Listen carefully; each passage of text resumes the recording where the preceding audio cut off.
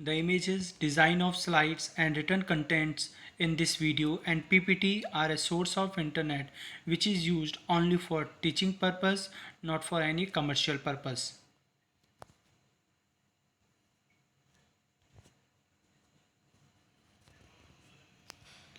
Good morning dear students. This is your chapter 2, Election and Representation, part 1st. In this chapter, I will explain you about of the following topics. Number 1, introduction of this chapter.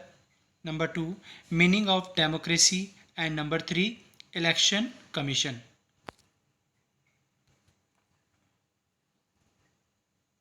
First, introduction. In oldest period, state cities were small in geographical area, size in population, etc., in which people can involved directly in all democratic activities. It means अगर oldest period में जाते हैं तो oldest period में जो है जो states थे, जो सिटीज़ थी, उनका जो पॉपुलेशन साइज़ था दैट वाज स्मॉल, और उसका ज्योग्राफिकल जो एरिया था वो भी काफ़ी स्मॉल था, जिसकी वजह से people easily can participate in the democratic activities. इसलिए वो डायरेक्टली क्या कर सकते थे, डेमोक्रेटिक एक्टिविटीज़ में पार्टिसिपेट करते थे। And now this is your modern time, this is your modern period, and the size of the state and the population size has been increased. अब जैसे कि जो है आप देख रहे हैं कि ये मॉडर्न टाइम है, मॉडर्न टाइम में जो है साइज़ ऑफ द स्टेट जो है इंक्रीज़ हो गया है, size of the population increase हो गया है, जिसकी वजह से और इसके रीज़न क्या है, डेवलपमेंट है। किन चीज़ों का, साइंस एंड टेक्नोलॉजी के डेवलपमेंट के रीज़न से जो है क्या हो गया है, पॉपुलेशन जो है इंक्रीज़ हो गई है। साथ ही साथ स्टेट जो है, स्टेट का जो साइज़ है, जियोग्राफिकल एरिया है, वो जो है एक्सटेंड हुआ है, जिसकी वजह से जो है that's why election system is used because everyone can not participate directly. अभी ये क्यों हुआ कि पॉपुलेशन का जब साइज़ बढ़ने लगा, लोगों को जो डेवलप होने लगे, तो इसलिए लोगों के पास में टाइम जो है शॉर्ट होने लगा, जिसकी वजह से ये फील किया जाने लगा कि अब पीपल क्या नहीं कर सकते, डायरेक्टली डेमोक्रेटिक एक्टिविटीज़ में पार्टिसिपेट नहीं कर सकते हैं। इसलिए जो है लोगों ने क्या किया, लोगों ने जो है गवर्नमेंट डेमोक्रेटिक सिस्टम ने जो है इलेक्शन सिस्टम को अडॉप्ट किया, जिसमें जो है लोग क्या कर सकते हैं, अपने एक बेस्ट रिप्रेजेंटेटिव को इलेक्ट कर सकते हैं, और एज ए रिप्रेजेंटेटिव जो है वो क्या कर सकता है, उनके लिए पॉलिसीज़ बना सकता है, डिसीजन ले सकता है। ठीक है, इसलिए जो है इनडायरेक्टली जो है यहाँ पे क्या कर सकते हैं लोग, मॉडर्न टाइम में लोग इनडायरेक्टली जो है डेमोक्रेटिक एक्टिविटीज़ में पार्टिसिपेट करते हैं, बट नॉट डायरेक्टली, यानी कि डायरेक्टली जो है वो वहाँ पर नहीं जा सकते या पार्टिसिपेट नहीं कर सकते मॉडर्न टाइम में।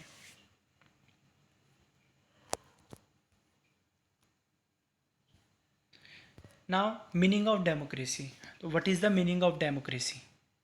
मीनिंग ऑफ डेमोक्रेसी, डेमोक्रेसी का मतलब क्या है? डेमोक्रेसी का मतलब होता है कि जिस डेमोक्रेटिक कंट्री में आपको किसी भी चीज़ को करने की, कहीं भी जाने की, या अपने विचारों को या अपने व्यूज़ को शेयर करने की जो फ्रीडम होती है, ये सिर्फ कहाँ पॉसिबल हो सकती है, डेमोक्रेटिक कंट्रीज़ में। तो इसमें सबसे पहले मैं आपको फर्स्ट पॉइंट बताता हूँ, power of the citizen. Democracy means power of the citizen, यानी कि जहाँ डेमोक्रेसी होती है उस डेमोक्रेटिक कंट्री में जो है कंट्री के रिप्रेजेंटेटिव को चुनने की या फिर अपने व्यूज़ को एक्सप्रेस करने की फ्रीडम सिटीजन के पास में होती है। यहाँ पे पावर का मैं इस तरीके से बताना चाह रहा हूँ आपको कि अगर गवर्नमेंट जो है प्रॉपरली वर्क नहीं करती है तो सिटीजन क्या कर सकते हैं, उसे रिमूव करने की डिमांड कर सकते हैं।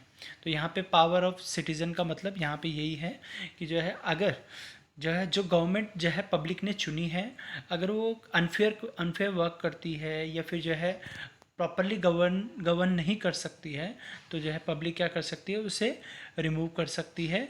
ठीक है, तो और इसके साथ ही डेमोक्रेटिक कंट्रीज़ में लोग पीपल्स को क्या मिलते हैं, राइट्स मिलते हैं।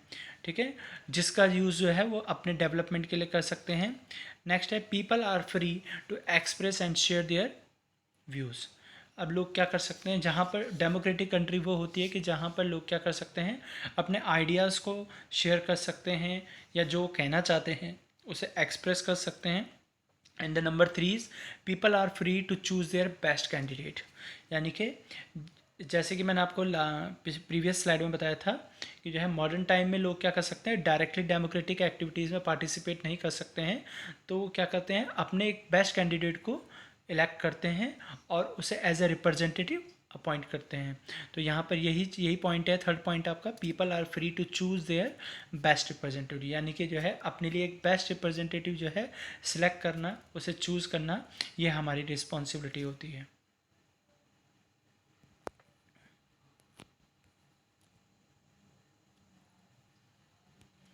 थर्ड है इलेक्शन कमीशन। इलेक्शन कमीशन में मैं अभी फ़िलहाल आपको जो है इसके बारे में बताऊंगा कि ये कब फॉर्म हुआ, फर्स्ट चीफ इलेक्शन कमिश्नर कौन थे, प्रेजेंट में कौन है, ठीक है, और कब इसे फॉर्म किया गया था, और ये कैसी बॉडी है। तो यहाँ पे देखिए इलेक्शन कमीशन है। इलेक्शन कमीशन में जो है यहाँ पे मैंने देखो first chief election commissioner of India, आप इस पिक्चर के टॉप में देखेंगे तो टॉप में लिखा है सुकुमार सेन। तो सुकुमार सेन जो है इंडिया के फर्स्ट चीफ इलेक्शन कमिश्नर थे, ठीक है। एंड एट प्रेजेंट टाइम में जो है मिस्टर सुनील अरोरा जो है क्या है, हमारे कंट्री के चीफ इलेक्शन कमिश्नर हैं। अब बात करते हैं इलेक्शन कमीशन, ये कैसा ऑर्गेनाइजेशन है।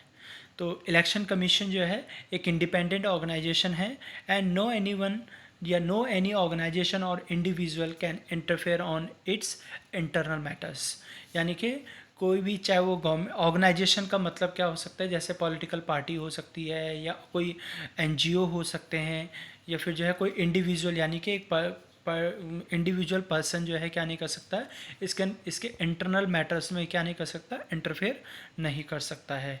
क्यों क्यों नहीं कर सकता है, क्योंकि एक इंडिपेंडेंट बॉडी है और इसे जो है गवर्नमेंट के जो है थ्रू क्या नहीं किया जा सकता, इंटरफेयर इसके इसके जो है फंक्शनिंग में जो है इंटरफेयर नहीं कर सकता। ये किस तरीके से काम करेगा, ये सिर्फ ये अपने आप डिसाइड करता है।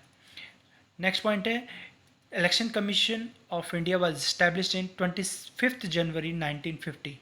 तो 25 जनवरी 1950 को जो है क्या हुआ था, ये इसे इस्टेब्लिश किया गया था। और फर्स्ट जो जनरल इलेक्शन थे कंट्री के वो 1951-1952 के बीच में कंडक्ट हुए थे, जो कि 6 मंथ चले थे। क्योंकि इंडिया का फर्स्ट जनरल इलेक्शन था इसलिए इसमें इतना जो है लॉन्गेस्ट टाइम जो है इसमें स्पेंड हुआ। And third point is election commission क्यों इस्टेब्लिश किया गया था, इसके बारे में मैं आपको यहाँ पे थर्ड पॉइंट में बता रहा हूँ। To conduct the elections in free and fair manners, यानी कि कंट्री के अंदर जो इलेक्शन होंगे उन्हें फ्री एंड फेयर मैनर्स में जो है कंडक्ट करवाने के लिए जो है क्या किया गया था, इलेक्शन कमीशन को इस्टेब्लिश किया गया था। फोर्थ पॉइंट है, इसका फोर्थ पॉइंट है make rules for political parties and instructions for public, यानी कि इलेक्शन कमीशन क्या करता है, इलेक्शन कमीशन इसलिए फॉर्म किया गया था कि जो इलेक्शंस करवाए जाएंगे कंट्री में तो उन इलेक्शंस को कंडक्ट करवाने के लिए उसकी कुछ प्रॉपर गाइडलाइंस या रूल्स जो है पॉलिटिकल पार्टीज़ के लिए बनाए जा सकते हैं या बनाती है, इलेक्शन कमीशन बनाती है। जैसे कि political parties what they can do और नॉट, यानी कि वो क्या कर सकते हैं इलेक्शन के टाइम में और क्या नहीं कर सकते हैं। इसके अलावा इंस्ट्रक्शंस फॉर पब्लिक, यानी कि पब्लिक के लिए भी कुछ गाइडलाइन या इंस्ट्रक्शंस देती है कि वो किस तरीके से वोट करेंगे, क्या क्या चीज़ें उनको अपने साथ में कैरी करके लेके जानी है। जो पोलिंग बूथ्स होते हैं वहाँ पर कौन सी चीज़ें जो है उन्हें अपने पास में कैरी करके लेके जानी है, कैसे उन्हें अपने नाम जो है रजिस्टर करवाना है वोटिंग लिस्ट में। तो इस तरीके कुछ इंस्ट्रक्शंस जो है इलेक्शन कमीशन डिसाइड करता है पब्लिक के लिए भी और पॉलिटिकल पार्टीज़ के लिए भी।